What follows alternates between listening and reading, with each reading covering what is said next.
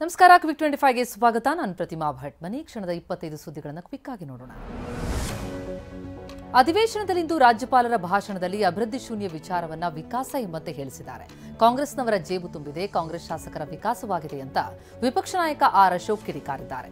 ರಾಜ್ಯಪಾಲರ ಅಧಿಕಾರ ಕಿತ್ಕೊಂಡು ಅವರ ಬಾಯಲ್ಲಿ ರಾಜ್ಯ ಚೆನ್ನಾಗಿದೆ ಅಂತ ಸುಳ್ಳು ಹೇಳಿಸಿದ್ದಾರೆ ಅಂತ ಆಕ್ರೋಶ ವ್ಯಕ್ತಪಡಿಸಿದರು. ಸರ್ಕಾರದ ನಟ್ಟು ಬೋಲ್ಟು ಎಲ್ಲವೂ ಲೂಸ್ ಆಗಿದೆ ಅಂತ ಬಿಜೆಪಿ ರಾಜ್ಯಾಧ್ಯಕ್ಷ ಬಿವೈ ವಿಜಯೇಂದ್ರ ವಾಗ್ದಾಳಿ ನಡೆಸಿದ್ದಾರೆ. ಅಭಿವೃದ್ಧಿ ಬಗ್ಗೆ ಸರ್ಕಾರ ಚಕಾರವನ್ನೇ ಗೆತ್ತಿಲ್ಲ, ರಾಜ್ಯಪಾಲರಿಗೆ ಯಾವುದೇ ಅಂಕಿಅಂಶವನ್ನು ನೀಡದೆ ಸುಳ್ಳು ಹೇಳಿಸಿದ್ದಾರೆ ಅಂತ ವಿಜಯೇಂದ್ರ ಆಕ್ರೋಶ ವ್ಯಕ್ತಪಡಿಸಿದ್ದಾರೆ. ಕಲ್ಯಾಣ ಕರ್ನಾಟಕ ಭಾಗಕ್ಕೆ ಹಣ ಕೊಟ್ಟಿದ್ದಾಗಿ ರಾಜ್ಯಪಾಲರಿಂದ ಸರ್ಕಾರ ಸುಳ್ಳು ಹೇಳಿಸಿದೆ. ಅನ್ನಭಾಗ್ಯದ ಅಕ್ಕಿ ಹಣವನ್ನು ಹಾಕಿಲ್ಲ, ಭಾಗ್ಯಲಕ್ಷ್ಮಿ ಹಣವನ್ನೂ ಹಾಕಿಲ್ಲ, ಸುಳ್ಳು ಹೇಳೋದ್ರಲ್ಲಿ 5 ವರ್ಷ ಪೂರೈಸಿದೆ ಅಂತ ಸರ್ಕಾರ ಘೋಷಿಸಿದೆ ಅಂತ ಪರಿಷತ್ ವಿಪಕ್ಷ ನಾಯಕ ಛಲವಾದಿ ನಾರಾಯಣಸ್ವಾಮಿ ಆರೋಪಿಸಿದ್ದಾರೆ. ಕಾಂಗ್ರೆಸ್ ಸರ್ಕಾರದ ಭ್ರಷ್ಟಾಚಾರ ಮಿತಿಮೀರಿದೆ, ಹೀಗಾಗಿ ಗುತ್ತಿಗೆದಾರರು ಪತ್ರ ಬರೆದಿದ್ದಾರೆ. ಬಿಜೆಪಿ ಸರ್ಕಾರಕ್ಕಿಂತ ಕೆಟ್ಟ ಸ್ಥಿತಿದೆ ಅಂತ ಗುತ್ತಿಗೆದಾರರು ಪತ್ರ ಬರೆದು ತಿಳಿಸಿದ್ದಾರೆ ಅಂತ ಪರಿಷತ್ ಸದಸ್ಯ ಸಿಟಿ ರವಿ ಆರೋಪಿಸಿದ್ದಾರೆ. ಡಿಕೆ ಸಿಎಂ ಆಗೋದನ್ನು ತಪ್ಪಿಸೋದಕ್ಕೆ ಯಾರಿಂದಲೂ ಆಗಲ್ಲ ಎಂಬ ವೀರಪ್ಪ ಮೊಯ್ಲಿ ಅಬ್ಬರದ ಭಾಷಣ ನೋಡಿದೆ. ಆಗ ಡಿಕೆ ಮುಖದಲ್ಲಿ ಹಾಲು ಜೇನು ಹೊಳೆಯೋ ರೀತಿ ಖುಷಿ ಇತ್ತು.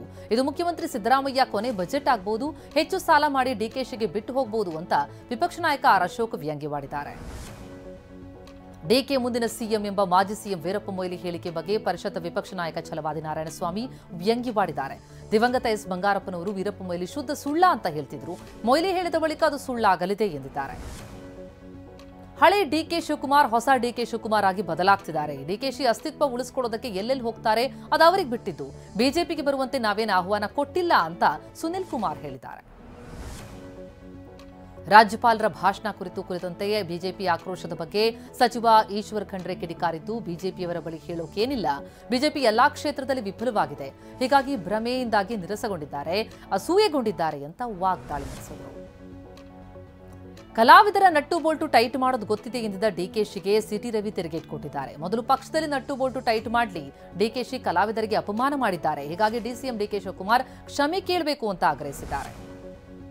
ಕಲಾವಿದರ ನಟ್ಟು ಬೋಲ್ಟು ಟೈಟ್ ಮಾಡಬೇಕು ಎಂಬ ಡಿಕೆಶಿ ಹೇಳಿರುವುದು 100ಕ್ಕೆ 100 ಸರಿ ಇದೆ ಅಂತ ಬಿಜೆಪಿ ಶಾಸಕ ಎಸ್ಟಿ ಸೋಮಶೇಖರ್ ಹೇಳಿದ್ದಾರೆ.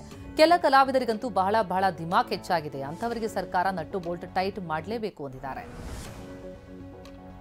ಸಿನಿಮಾದವರಿಗೆ ಸಿಸಿಎಲ್ ಆಡೋಕಾಗತ್ತೆ, ಚಿತ್ರೋತ್ಸವ ಬರ್ತಿದೆ ಅಂತ ನಿಲ್ಲಿಸಿ ಅಂತ ಹೇಳಬಹುದಿತ್ತು, ಸಿನಿಮಾದವರಿಗೆ ಸಬ್ಸಿಡಿ ನಿಲ್ಲಿಸಿ ಅಂತ ಸಿಎಂಗೆ ಪತ್ರ ಬರೆಯುವುದಾಗಿ ಶಾಸಕ ರವಿ ಗಣಿಗ ವಾಗ್ದಾಳಿ ನಡೆಸಿದ್ದಾರೆ. ಸಿನಿಮಾದವರಿಗೆ ಇದು ಲಾಸ್ಟ್ ವಾರ್ನಿಂಗ್ ಎಂದಿದ್ದಾರೆ. ರಶ್ಮಿಕಾ ಮಂದಣ್ಣ ಅವರನ್ನ ಕಳೆದ ಬಾರಿ ಕರೆದಾಗ ನಾನು ಹೈದರಾಬಾದ್ನಲ್ಲಿದ್ದೇನೆ, ಟೈಮ್ ಇಲ್ಲ ಅಂತಿದ್ರು. ಒಬ್ಬ ಶಾಸಕರು ಅವರ ಮನೆಗೆ ಹೋಗಿ ಕರೆದರೂ ಕೂಡ ಬಂದಿಲ್ಲ, ಅಂತವರಿಗೆ ಏನ್ ಮಾಡಬೇಕು ಅಂತ ಕಾಂಗ್ರೆಸ್ ಶಾಸಕ ರವಿ ಗಣಿಗ ವಾಗ್ದಾಳಿ ನಡೆಸಿದ್ದಾರೆ. ಗೃಹಲಕ್ಷ್ಮಿ ಯೋಜನೆಯ ಹಣ ಹಾಕೋದು ಸ್ವಲ್ಪ ವಿಳಂಬವಾಗಿತ್ತು, ಈಗ ಎಲ್ಲವೂ ಸರಿಯಾಗಿದೆ, ಬಾಕಿ ಇರುವ 2 ತಿಂಗಳ ಹಣವನ್ನ ಬ್ಯಾಂಕ್ ಖಾತೆಗೆ ಹಾಕ್ತೇವೆ, ಯಾವುದೇ ಫಿಲ್ಟರ್ ಮಾಡ್ತಿಲ್ಲ, ಎಲ್ರಿಗೂ ಹಣ ಸಿಗುತ್ತೆ ಅಂತ ಲಕ್ಷ್ಮೀ ಹೆಬ್ಬಾಳ್ಕರ್ ಹೇಳಿದ್ದಾರೆ. ಫಲಾನುಭವಿಗಳಿಗೆ ಗೃಹಲಕ್ಷ್ಮಿ ಯೋಜನೆಯ ಹಣವನ್ನು ಆದಷ್ಟು ಬೇಗ ಹಾಕ್ತೀವಿ ಅಂತ ಸಚಿವ ಸಂತೋಷ್ ಲಾಡ್ ಹೇಳಿದ್ದಾರೆ. ಬಿಜೆಪಿಯವರು ಪ್ರತಿಯೊಬ್ಬರ ಖಾತೆಗೆ 15 ಲಕ್ಷ ಹಾಕ್ತೀವಿ ಅಂತ ಹೇಳಿ 11 ವರ್ಷ ಆಯಿತು, ಹಾಕಿದ್ರಾ ಅಂತ ಪ್ರಶ್ನಿಸಿದ್ದಾರೆ. ರಾಜಭವನಕ್ಕೆ ಮುತ್ತಿಗೆ ಹಾಕಲು ಬಂದ ಕನ್ನಡ ಪರ ಹೋರಾಟಗಾರ ವಾಟಾಳ್ ನಾಗರಾಜ್ ಸೇರಿದಂತೆ ಪ್ರತಿಭಟನಾಕಾರರನ್ನು ಪೊಲೀಸರು ವಶಕ್ಕೆ ಪಡೆದರು. ಪ್ರತಿಭಟನಾಕಾರರನ್ನು ಬಿಎಂಟಿಸಿ ಬಸ್ನಲ್ಲಿ ತುಂಬಿಸಿಕೊಂಡು ಹೋದರು. ಪೊಲೀಸರ ನಡೆಗೆ ವಾಟಾಳ್ ನಾಗರಾಜ್ ಆಕ್ರೋಶ ವ್ಯಕ್ತಪಡಿಸಿದ್ದಾರೆ. ನಮ್ಮ ಮೆಟ್ರೋ ನೇರಳೆ ಮಾರ್ಗದ ರೈಲು ಸಂಚಾರದಲ್ಲಿ ವ್ಯತ್ಯಯ ಆಗಿತ್ತು. ಮೈಸೂರು ರಸ್ತೆಯ ಅತ್ತಿಗುಪ್ಪೆಯಲ್ಲಿ ತಾಂತ್ರಿಕ ದೋಷದಿಂದ ಮೆಟ್ರೋ ರೈಲು ಕೆಟ್ಟು ನಿಂತಿದೆ. ಮೆಜೆಸ್ಟಿಕ್ ಮಾರ್ಗವಾಗಿ ತೆರಳುವ ಪ್ರಯಾಣಿಕರಿಗೆ ತೊಂದರೆಯಾಗಿದೆ. ಇಲ್ಲಿವರೆಗೆ ಗದಗ ಜಿಲ್ಲೆಯಲ್ಲಿ ಹಕ್ಕಿ ಜ್ವರದ ಕೇಸ್ ಪತ್ತೆಯಾಗಿಲ್ಲ. ಆರೋಗ್ಯದ ದೃಷ್ಟಿಯಿಂದ ನಿಗಾ ವಹಿಸುವಂತೆ ಆರೋಗ್ಯ ಪಶುಸಂಗೋಪನಾ ಇಲಾಖೆಗೆ ಜಿಲ್ಲಾಧಿಕಾರಿ ಸಿಎನ್ ಶ್ರೀಧರ್ ಸೂಚನೆ ಕೊಟ್ಟಿದ್ದಾರೆ. ಗದಗ ಜಿಲ್ಲೆ ಮುಂಡರಗಿ ಕೊಪ್ಪಳ ಗಡಿ ಭಾಗದಲ್ಲಿ ಎಚ್ಚರಿಕೆ ವಹಿಸುವಂತೆ ಡಿಸಿ ಸೂಚಿಸಿದ್ದಾರೆ. ತೆಲಂಗಾಣದ ಎಸ್ಎಲ್ಬಿಸಿ ಎಡದಂಡೆ ಕಾಲುವೆ ರಿಪೇರಿ ವೇಳೆ ಕುಸಿತದಿಂದಾಗಿ ನಾಪತ್ತೆಯಾಗಿದ್ದ 8 ಕಾರ್ಮಿಕರ ಸ್ಥಳ ಪತ್ತೆ ಹಚ್ಚಲಾಗಿದೆ.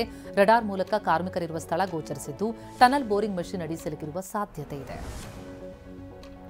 ವಿಶ್ವ ವನ್ಯಜೀವಿಗಳ ದಿನಾಚರಣೆಯ ಹಿನ್ನೆಲೆ ಪ್ರಧಾನಿ ನರೇಂದ್ರ ಮೋದಿ ಸಫಾರಿ ಮಾಡಿದ್ದಾರೆ. ಗುಜರಾತ್ನ ಗಿರ್ ರಾಷ್ಟ್ರೀಯ ಉದ್ಯಾನವನದಲ್ಲಿ ಸುತ್ತಾಡಿದ್ದಾರೆ. ಈ ವೇಳೆ ಮೋದಿ ಕ್ಯಾಮೆರಾ ಹಿಡಿದು ಫೋಟೋಗೆ ಪೋಸ್ ಕೊಟ್ಟಿದ್ದು, ತಾವು ವನ್ಯಜೀವಿಗಳ ಫೋಟೋವನ್ನು ಕ್ಲಿಕ್ಕಿಸಿದ್ದಾರೆ.